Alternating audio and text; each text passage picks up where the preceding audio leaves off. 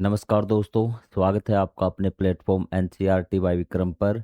जैसा कि आपको पता है कि ये एनसीईआरटी के वीडियोज़ ख़ास तौर पर बनाए जा रहे हैं हमारे साथी अध्यापकगण के लिए और जो स्टूडेंट सिविल सर्विसेज की तैयारी कर रहे हैं उनके लिए, ताकि वो एनसीईआरटी को लाइन बाय लाइन पढ़कर गहराई से समझ सके और उन्हें एनसीईआरटी में किसी प्रकार की कोई दिक्कत न आए। यदि आपको कोई डाउट आता है, कोई चीज़ समझ में नहीं आती, तो आप कमेंट करके पूछ सकते हैं। तो दोस्तों, आज हम पढ़ेंगे कृषि में सरकार की भूमिका। लगभग लेसन हमने पढ़ लिया है, काफ़ी ज़्यादा लंबा लेसन था ये, लेकिन हमने एक एक पॉइंट को बिल्कुल डिटेल से पढ़ लिया है। आप चैनल के प्लेलिस्ट पे जाइए, आपको अलग से प्लेलिस्ट मिल जाएगी। ये आपकी सामाजिक विज्ञान की पुस्तक भाग 2 की, या फिर हमारा जो पहला वीडियो है प्लेलिस्ट का, वो देख लीजिए। उसमें इंट्रोडक्शन में आपको प्लेलिस्ट सारी मिल जाएंगी। तो दो तरीके से आप किसी भी प्रकार से पढ़ सकते हैं। और आज के हमारे टॉपिक पे हम लौटते हैं, वो है हमारी सरकार की भूमिका। कि जो सरकार की भूमिका क्या है आपकी कृषि में। तो चलिए शुरुआत करते हैं। भारत के अनेक राज्यों ने कृषकों की सहायता हेतु विविध सहयोगी व्यवस्थाएं विकसित की है भी। तो इसने कहा कि जो भारत के राज्य हैं और यहाँ तक कि भारत सरकार ने खुद भी आपको बताया कि भारत में तीन प्रकार से सरकार है। एक आपकी केंद्र सरकार पे, एक राज्य सरकार पे और एक आपकी स्थानीय सरकार होती है, जो आपकी गाँव में ग्राम पंचायत और शहरों में नगर पालिका वगैरह होती है। तो यहाँ पे आपको बताया गया है कि राज्य की जो सरकार होती है ना, उन्होंने विभिन्न प्रकार की जो व्यवस्थाएं वो विकसित की है, जिसके अंतर्गत कृषकों को, किसानों को बीज देते हैं वो, खाद एवं कीटनाशक, मौसम के पूर्व अनुमान संबंधी सूचनाएं, नवीन कृषि पद्धतियों पर अनुसंधान और प्रशिक्षण इत्यादि सम्मिलित है। मतलब किसानों के लिए बहुत से उन्होंने कार्यक्रम चलाए हुए हैं, जिसमें वो किसानों को बीजों के बारे में जानकारी देते हैं, नई नई पद्धतियाँ उसके बारे में उनको उपकरण मुहैया कराते हैं, उन्हें मौसम के पूर्व अनुमान के बारे में जानकारी देते हैं कि ये वर्षा होने वाले 3-4 दिन में। तो जिसके अनुसार जो किसान हैं अपने डिसीजंस ले सकते हैं, उन्हें किस प्रकार से खेती करनी है। सरकार सिंचाई के लिए कम कीमतों पर बिजली भी उपलब्ध कराती है, ताकि उत्पादन लागत में कमी आए। तो सरकार ने क्या किया है कि सिंचाई के लिए जो आपकी नलकूप वगैरह लगा रखे हैं, ट्यूबवेल वगैरह लगा रखे हैं, तो वहाँ पे क्या है कि बिजली की मोटर से पानी निकालते हैं। तो सरकार ने क्या किया, जो बिजली लगती है ना, तो उसका मूल्य क्या कर दिया, रेट कम कर दिया कि आप जो अलग से कनेक्शन दे दिया, आपके जो कुओं के नलकूपों के मीटर वहाँ पे लगा दिए। उसने कहा कि इस बिजली की कीमत क्या रहेगी, कम रहेगी। किसानों के लिए किया है अभी एक योजना, आपका प्रधानमंत्री फसल बीमा योजना, बहुत महत्वपूर्ण योजना है भी। जैसी योजनाओं के माध्यम से कृषक वित्तीय सहायता भी प्राप्त कर सकते हैं। अंत में सरकार कृषकों से फसलें क्रय करती है, जिसे उन्हें अपनी उपज बेचने में कोई कठिनाई न हो और उपज का उचित मूल्य मिल सके भी। तो एक है आपका प्रधानमंत्री फसल बीमा योजना। बीमा आप समझते हैं, आपका इंश्योरेंस। कि वहाँ पे किसान क्या है कि आपका कुछ रुपए देके अपनी फसल का बीमा करवा लेता है। और मान लेते हैं कि सूखा हो गया अभी, या फिर बाढ़ आ गया और कोई कारण हो गया जिससे किसान की फसल नष्ट हो गई, तो किसान को उचित मुआवजा राशि मिल जाती है, बीमा क्लेम उसको मिल जाता है। ये है आपका प्रधानमंत्री फसल बीमा योजना। और उसके बाद है एक सरकार की, जब आपकी कुछ नहीं हुआ, आपने आपकी फसल बिल्कुल ठीक ठाक है, किसान ने अपना अनाज निकाल लिया, अब किसान को बेचना है, तो सरकार उस अनाज को खरीदती भी है भी। क्या है, सरकार उस अनाज को खरीदती भी है, जिससे क्या था, उन्हें अपनी उपज बेचने में कोई कठिनाई न हो और उपज का उचित मूल्य भी मिले भी। सरकार ने एक मूल्य निर्धारण कर देती है कि एमएसपी भी। ठीक है, तो मान लेते हैं कि गेहूं की फसल है, गेहूं की मूल्य का निर्धारण कर दिया 3,000 रुपये प्रति कुंटल। तो आप वो सरकारी जो मंडियां होती है, वहां पर आप 3,000 रुपये प्रति कुंटल की दर से अपना जो अनाज है वो बेच सकते हैं। तो इस प्रकार सरकार ने किसानों के लिए बहुत सी योजनाएं चलाई हैं भी। तो एक दो योजना हम पढ़ लेते हैं। देखिए, प्रधानमंत्री फसल बीमा योजना, किसानों के लिए सस्ती दर पर फसल बीमा, कि कुछ रुपए लेके किसानों की फसल का बीमा कर दिया जाता है। और अगर भविष्य में कभी फसल आपकी खराब होती है, तो आपको बीमा राशि दे दी जाती है भी। कृषकों के लिए एक सरकारी बीमा योजना का उदाहरण है ये फसल प्रधानमंत्री फसल बीमा योजना भी। शीत भंडारणों, कोल्ड स्टोरेज को प्रोत्साहन देने और अंकीय प्रौद्योगिकी के उपयोग से सूचना देने और विपणन केंद्रों तक बेहतर पहुंच होने से कृषकों को अपनी उपज के लिए अधिक अनुकूल मूल्य प्राप्त करने में सहायता मिलती है। अब सारी चीज़ों को आप ध्यान से समझ लीजिए भी, इंपॉर्टेंट लाइन है। तो किसान ने क्या कर दिया कि एक टाइम ऐसा आता है कि जो फसल है ना, वो बहुत ज़्यादा हो जाती है, मतलब उसकी मांग आपकी कम हो जाएगी और जो डिमांड है वो आपकी कम हो गई। और जो आपूर्ति ज़्यादा, यदि कोई चीज़ ज़्यादा हो गई और उसको यूज़ करने वाले कम, तो उसका मूल्य क्या आ जाएगा, कम आ जाएगा भी। तो क्या किया है, शीत भंडारण का प्रोत्साहन देने भी। जो शीत भंडारण है ना आपका, जहाँ पे क्या है फसल को आप स्टोर करके रख सकते हो भी, ठीक है? तो क्या होगा उसमें आपने स्टोर करके रख सकते हो और अंकीय डिजिटल प्रौद्योगिकी उपयोग से सूचना देने और विपणन केंद्रों तक, विपणन केंद्र मतलब जो आपके जहाँ पे आप फसल खरीदते हैं, बेचते हैं, आपके खरीद फरोख्त का फसलों का वो बाजार भी, उस तक किसानों की उपज के लिए अधिक अनुकूल, इससे क्या होता है कि किसान अपनी फसलों के लिए अधिक अनुकूल मूल्य प्राप्त करने में सहायता मिलती है। कि पहला काम किसान के लिए स्टोरेज बना दिए गए हैं। मान लो कि किसान अपनी फसल को स्टोर करके रख सकता है उसमें भी, ठीक है? और जब उस फसल का मूल्य ज़्यादा आएगा तब उसको वो बेच पाए भी। तो स्टोरेज वाला हो गया। एक है आपका डिजिटल माध्यम से क्या है किसान को जानकारियाँ दी जा रही हैं कि यहाँ पर इसका भाव यहाँ पर है, अब सरकार ये चीज़ खरीद रही है, इसका रेट ये है। तो इस प्रकार से किसानों को बहुत सारी सूचनाएँ प्रदान की जा रही है। और उसके बाद आपका विपणन केंद्रों तक बेहतर पहुँच। विपणन केंद्र क्या होते हैं? जहाँ पर आप खरीद व बेच सकते हैं अपनी फसल को भी। ठीक है, पहले किसान को इसके बारे में जानकारी नहीं होती थी। जो गाँव के जो आपके आड़ती होते हैं, जो आपके खरीदते हैं, वो जो भाव बाज़ार में है, उससे आपका 400-500 कुंटल रुपए 1 क्विंटल में कम कर देते थे वे। मान लो बाज़ार में ₹6000 है, तो आपका 5000 किसान उससे फसल अपनी बेच देते थे। ₹5000 प्रति कुंटल में ₹1000 का किसान को नुकसान हो गया। लेकिन अब जो किसान की पहुँच है ना, किसान को पता है कहाँ मंडी है, किस प्रकार से बेचना है, तो उसमें क्या है आपका अनुकूल मूल्य किसान को मिल जाता है अभी। तो इसके भाग 1 में बाज़ारों की समझ में हमने अच्छी तरह से पढ़ा था कि किस प्रकार से ये चीज़ें होती है। अब भी आपको मोटा-मोटी समझ में आ गई होगी। 3 चीज़ें आपको बताइए। कोल्ड स्टोरेज क्या, उसमें क्या है कि अनाज का भंडारण कर सकता है, क्योंकि कुछ अनाज ऐसे होते हैं जो साधारण तापमान पर क्या हो खराब हो जाते हैं, तो तापमान थोड़ा-सा डाउन रखना पड़ता है। तो इस प्रकार के कोल्ड स्टोरेज की आपकी व्यवस्था सरकार कर रही है। उसके बाद डिजिटल माध्यम से किसानों को सूचनाएँ दी जा रही है। और तीसरा विपणन केंद्र खरीदने और बेचने का जो केंद्र है अनाजों का, उस तक किसानों की पहुँच। मंडी लगा लीजिए आप। आप साधारण अपने आस-पास पड़ोसी से पूछ लीजिए कि अनाज मंडी क्या होती है और वहाँ क्या होता है? तो वहाँ तक किसान की पहुँच क्या हो गई है, आसान हो गई है अभी। कुछ दिनों तक रेडियो पर कृषकों के लिए विशेष कार्यक्रम सुनिए अथवा दूरदर्शन पर कृषकों से संबंधित कोई कार्यक्रम देखिए भी। तो रेडियो पर किसानों के लिए प्रोग्राम आता है 30-40 मिनट का, या फिर आपके टेलीविज़न पे भी किसानों के लिए स्पेशल कोई आपका न्यूज़ आती है, उसको आप कुछ दिनों के लिए सुनिए भी। ठीक है? इसके माध्यम से दी जाने वाली सूचनाओं को ध्यानपूर्वक लिखिए। आपने जो सूचनाएँ एकत्रित की है उनका वर्गीकरण कीजिए। इस गतिविधि के समय आपके मन में जो प्रश्न आए उन पर एक संक्षिप्त प्रतिवेदन तैयार करिए।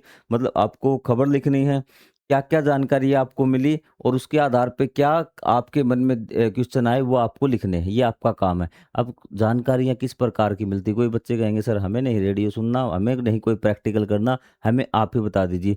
वहाँ जब होती ना तो वहाँ एक व्यक्ति होता है जो कृषि विशेषज्ञ होता है और एक सवाल पूछने वाला होता है भी। तो सवाल पूछने वाला पूछता है कि अब वर्षा होगी या नहीं होगी? होगा किसानों के लिए अगले माह वर्षा होने वाली है और इस क्षेत्र के किसान जो 15 हमने कृषि जलवायु क्षेत्र बाँटा था ना भारत को, कहा कि यहाँ ये धान की रोपाई कर सकते, धान बो सकते। वो बताते हैं कि किस समय कौन-सी फसलें बोनी चाहिए।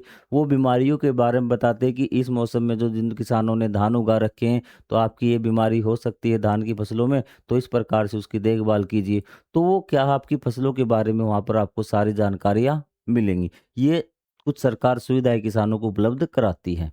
उसके बाद है आपका, अब आपसे क्वेश्चन यही आएगा कि सरकार किस प्रकार से किसानों की सहायता करती है भी। तो सबसे पहले करती है जब फसल बोने का टाइम आता है, तो किसान को क्या चाहिए? जब फसल बोने का टाइम आएगा तो किसान को चाहिए बीज चाहिए, बीज बोने के लिए उपकरण चाहिए उसको, ठीक है? मतलब पैसा चाहिए उसको। तो सरकार किसानों को बीज उपलब्ध कराती है, सस्ते दर पर भी, बढ़िया बीज उपलब्ध कराती है, उसे मौसम के बारे में जानकारी देती है, ठीक है? उसे विधियाँ बताती है अलग-अलग, ठीक है? जो भी शोध हुए हैं, जो भी रिसर्च साइंटिस्ट कर रहे हैं फसलों पर, वो सरकार क्या किसानों को बताती है कि आप इस प्रकार से फसलें उगाइए, ये चीज़ होगी। फिर अगर फसल उगाई, तो उसको जो अलग-अलग सिंचाई की विधियाँ बताती हैं, ठीक, इस प्रकार सिंचाई कर सकते हैं। और मान लो कि आपकी खराब हो गई फसल, तो उसके लिए सरकार बीमा भी करवाती है। फिर फसल आपकी तैयार हो गई, तो आपको बेचने के लिए विपणन केंद्र भी उपलब्ध कराती है, आपकी फसल को खरीदती भी। ये सारे काम सरकार आपके लिए करती है भी। और रेडियो और आपके टेलीविज़न के माध्यम से भी आप तक किसान संबंधी सूचनाएँ पहुँचाती है। तो ये आप क्वेश्चन का आंसर आपके आएगा क्वेश्चन कि सरकार किस प्रकार किसानों को की सहायता करती है भी। अब चुनौतियाँ भी, मुसीबतें क्या हैं किसानों के सामने भी? भारतीय कृषकों को अनेक चुनौतियों का सामना करना पड़ता है, अनेक मुश्किलों का सामना करना है। उनमें से एक प्रमुख है भू जोत का छोटा होना। भू जोत का कोठा होना क्या होता है? भू जोत वह क्षेत्र जिसका स्वामी कोई व्यक्ति हो भी। ठीक है? मतलब भारत के किसान है ना, उन पे ज़मीन बहुत थोड़ी-थोड़ी है अभी। ठीक है? भूमि का वह क्षेत्र जिसका स्वामी कोई व्यक्ति हो भी। ठीक है? और साथ में ये और याद कर लीजिए, 1 हेक्टेयर का मतलब है 10,000 वर्ग मीटर। क्या है आपका? 10,000 वर्ग मीटर। आपसे कई बार डायरेक्ट क्वेश्चन पूछ लिया जाता है कि 1 हेक्टेयर कितना होता है? 10,000 वर्ग मीटर भी। 1 एकड़ की पुरानी यूनिट है लगभग 4,047 वर्ग मीटर। जो एकड़ है ना, एकड़, एकड़ में होता है 4,047 वर्ग मीटर। सुन लो एक बार, ठीक है? और आपका 1 हेक्टेयर में होता है आपका 10,000 वर्ग मीटर। मतलब 1 हेक्टेयर में कितने हो गए? लगभग 4 दूनी 8, 2.5 एकड़ हो गए 1 हेक्टेयर में। कितने? ढाई किल्ले, किल्ले जिसको आप बोलते हैं, किल्ले भी बोलते हैं कई जगह, तो ये ध्यान रखना भी। 10,000 वर्ग मीटर होता है आपका 1 हेक्टेयर में, और 1 एकड़ में कितने वर्ग मीटर होता है? 4,047। क्लियर है क्वेश्चन ये? और वह क्षेत्र जिसका वह स्वामी वो आपकी भू जोत कहलाती है। और जो भारत में किसानों के पास क्या है? भू जोत छोटी, मतलब उस पे उनके पास थोड़ी-थोड़ी ज़मीन है। क्योंकि परिवार के सदस्यों में ज़मीन है ना, वो विभाजित हो जाती है अभी। आज मान लेते किसी के पास 4 एकड़ ज़मीन है, उसके 4 बेटे, तो एक किसान के पास 4 किसान बन गए। उन चारों किसानों के पास 1-1 एकड़ आ गई। अगर फिर भी उनके 4-4 हो गए, तो देखिए 1 एकड़ के भी आपके 4 टुकड़े हो जाएँगे। इस कारण भू जोत क्या हो गई है? छोटी हो गई। किसानों के पास ज़्यादा लंबी-चौड़ी ज़मीन नहीं बची है अभी। कारण क्या? परिवार के सदस्यों में प्रत्येक पीढ़ी में भूमि विभाजित हो जाती है। औसत भू-जोत का आकार लगभग 3/4 हेक्टेयर है अभी। 3/4 हेक्टेयर मतलब जो लगभग एक औसत फुटबॉल के मैदान के क्षेत्रफल के बराबर। उसने कहा यदि हम एक किसान की ज़मीन लगाएँ ना, तो एक किसान के पास कितनी ज़मीन है? 3/4 भी, और गुणा में 1 हेक्टेयर कितना? 10,000 वर्ग मीटर है ना? तो ये देखिए आपका 10,000 वर्ग मीटर, 3/4 आपका हो गया। 10,000 वर्ग मीटर अगर हम करेंगे तो कितना आएगा? ये 4 से भाग देंगे, 2.5, लगभग 7500 वर्ग मीटर भाई। कितना आएगा? 7500 वर्ग मीटर आपका आएगा अभी। इतना एरिया एक किसान के पास है, औसत भारत के किसानों के पास भी। ठीक है? जो लगभग एक फुटबॉल के आकार के क्षेत्रफल के बराबर होता है। अभी एकड़ कितने हो गए? यदि एकड़ करेंगे, 1 एकड़ में 4,000 होता है, तो मतलब 4,000 2 एकड़ भी प्रत्येक व्यक्ति के पास ज़मीन नहीं है अभी। ठीक है? ये है एक कारण है कि क्या सुविधा है कि भारत में भू-जोत का आकार क्या छोटा है, और लगभग कितना है आपका? एक किसान के पास यदि औसत हम निकालें तो 7500 वर्ग मीटर आपका आएगा। लगभग 2 एकड़ के करीब आप लगा लीजिए। 1 एकड़ में कितने होते हैं? 4,047 वर्ग मीटर होते हैं। ये भी याद रखिए, और 1 हेक्टेयर में 10,000 वर्ग मीटर होते हैं। आपसे 1 नंबर में क्वेश्चन पूछा जा सकता है। लघु भू-जोत वाले कृषक प्राय पर्याप्त आय अर्जित नहीं कर पाते। किसानों के लिए अपने ऐसे छोटे खेतों में ट्रैक्टर और अन्य मशीनों का उपयोग करना भी कठिन होता है, क्योंकि ये मशीन बड़े खेतों के लिए निर्मित हो गई है। इन्हें क्रय करना या किराए पर लेना महंगा होता है। यद्यपि हाल के वर्षों में छोटे खेतों के लिए मशीनों का निर्माण होने लगा है। अब दिक्कत कहाँ आ रही है कि जिन किसानों के पास 1-1 एकड़ है, 2-2 एकड़ है, वो उस छोटे से ज़मीन में आय ढंग से उपार्जित नहीं कर पाएँगे। तो आपके मन में क्वेश्चन आया होगा, सर क्यों नहीं कर पाते? क्योंकि मशीनों की आवश्यकता है। अब देखिए कि उसके पास 1 एकड़ ज़मीन है, छोटी भूखंड है, तो क्या उसके लिए वो खुद का ट्रैक्टर लेके आएगा? खुद के सारे संसाधन लेके आएगा, जो आपका ट्रैक्टर के उपकरण यूज़ होते हैं, थ्रेशर वगैरह है, कल्टीवेटर है, जो भी है, तो कम से कम आएँगे 50 लाख के सारे। क्या 1 एकड़ के लिए वो 50 लाख खर्च करेगा? नहीं करेगा। ठीक है सर, आप कहेंगे सर उस पे भाड़े पे करवा लेगा, किराए पे, और किराए पर भी महँगा होता है। तो वो क्या है, अपनी खेती सही से नहीं कर पाता, उसको महँगी होती है अभी। जो उसकी इनपुट जो लगाता है, खेती में खर्चा करता है, तो वो महँगी हो जाती है और वो सही से आय नहीं कर पाता। जिसके पास 20-30 एकड़ ज़मीन है ना, तो वो क्या करेगा, अपनी सारी चीज़ें ले आएगा अभी। ठीक है? और वो आराम से बढ़िया तरीके से खेती कर सकता। तो ये है। लेकिन अब क्या कर रहे हैं, सरकार ने ध्यान दिया इसकी तरफ कि ये देखिए कि भू-जोत छोटी हो गई है, तो कुछ ऐसे उपकरणों का निर्माण किया जा रहा है, जो आपके सस्ते भी हों और छोटी जोतों के लिए उपयोगी हों भी। जैसे आपने छोटे-छोटे ट्रैक्टर आ गए होंगे, देखे होंगे। परंपरागत रूप से खेती करने वाले परिवारों की कमाई के लिए फसलों के अतिरिक्त भी आय के अन्य स्रोत होते हैं। उसने कहा कि जो परंपरागत रूप से खेती करते आ रहे हैं, मतलब लंबे समय से जो खेती करते आ रहे हैं, तो उनके लिए सिर्फ खेती ही नहीं, और भी वो कई काम करते हैं जो आय के उनके स्रोत होते हैं, उनकी इनकम होती है भी। वे क्या करते हैं, वे गाय, बकरी, मुर्गी पालते हैं, मधुमक्खी और मछली इत्यादि का पालन करते हैं।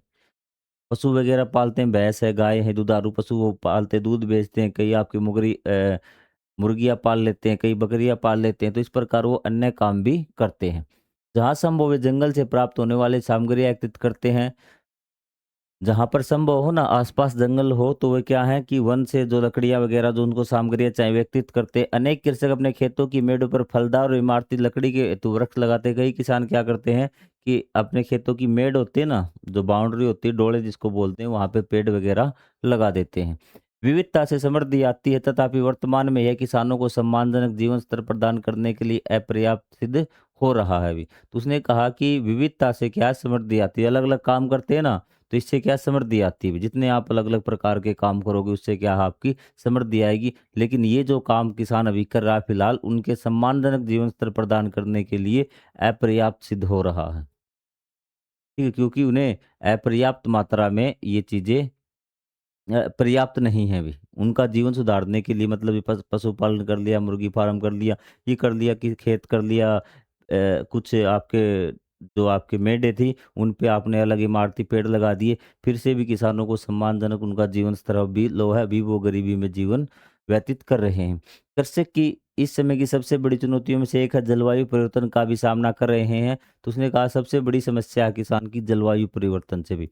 मौसम के स्वरूप बढ़ती है अनिश्चितता भी। तो अब क्या होगा, जैसे जलवायु परिवर्तन हो गया ना, तो मौसम में भी गड़बड़ी हो गई भी। तो न बारिश का क्रम रहा है, जिस टाइम बारिश आने का टाइम है उस टाइम एक बूंद भी बारिश नहीं हो रही, और जिस टाइम ये लगे कि अब बारिश नहीं होगी उस टाइम आपकी भारी वर्षा हो रही। मतलब आपका मौसम बदल गया, और मौसम बदलने के कारण, मौसम गड़बड़ होने के कारण किसान है उसको सबसे ज़्यादा मुश्किलों का सामना कर रहा है अभी।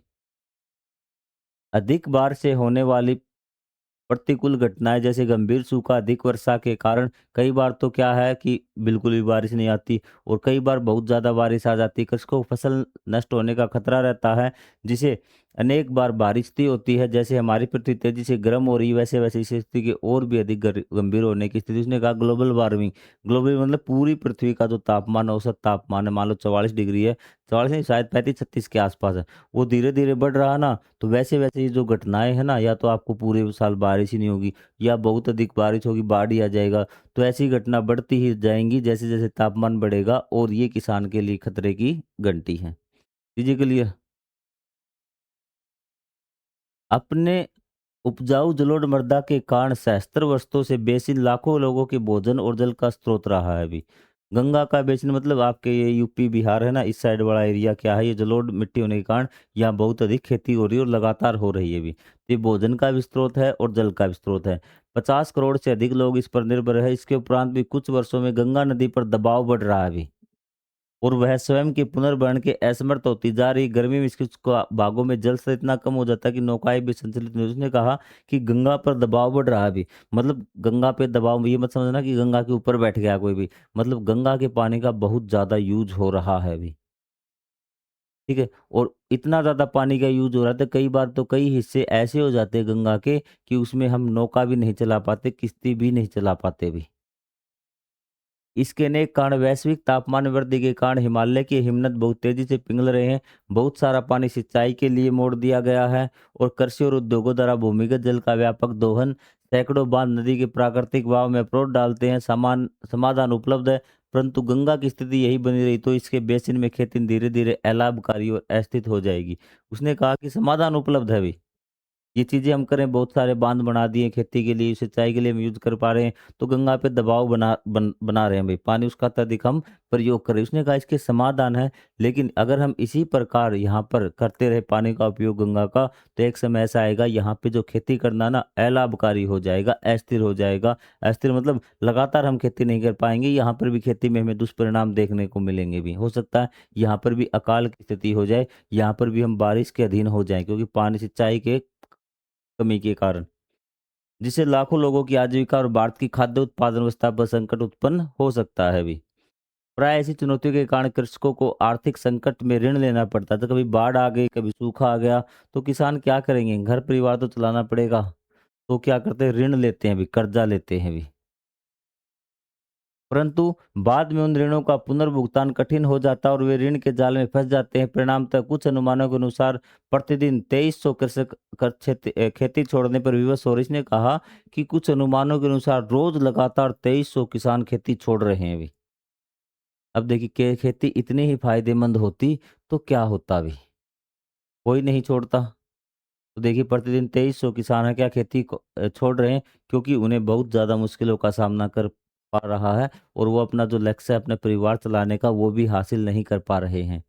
इस अध्याय में वर्णित नवीन उपाय और विधियों के माध्यम से यह आशा है कि भविष्य में भारत के प्रत्येक क्षेत्र में कृषि समृद्ध होगी भी। उसने कहा कि इस अध्याय में हमने पढ़ा कुछ हम नए कार्य कर रहे हैं, बीमा वगैरह कुछ योजनाएं ला रहे हैं, नई पद्धतियां ला रहे हैं, तो उसके माध्यम से हर क्षेत्र में भी, चाहे वो आपका कोई सा भी क्षेत्र हो, 15 कृषि जलवायु क्षेत्र थे ना, उन्हीं से मान लीजिए कि पूरे भारत में कृषि आपकी समृद्ध होगी, हम ये आशा करेंगे भी इस अध्याय को पढ़ने के बाद। तो आपको ये अध्याय मेरे हिसाब से कोई बात ऐसी नहीं होगी, कोई ऐसा पॉइंट नहीं होगा जो हमने नहीं पढ़ा होगा। तो आपका ये लेसन पूरी तरह से यहाँ से कवर होता है। तो मिलेंगे हम इस अध्याय के प्रश्न उत्तर, यदि आपको करना है तो चैनल के प्लेलिस्ट वाले सेक्शन पे आपको क्वेश्चन आंसर की प्लेलिस्ट मिल जाएगी कि आपका सामाजिक अध्ययन भाग 2 कक्षा 7 अध्याय के प्रश्न उत्तर। यदि आपको अगला पाठ पढ़ना है तो इसकी आपको भाग 1 की अलग से प्लेलिस्ट है, भाग 2 की अलग से प्लेलिस्ट है। तो चीज़ें क्लियर। तो मिलेंगे हम अगले अध्याय में, तब तक के लिए जय हिंद, जय Bharat. Thank you very much.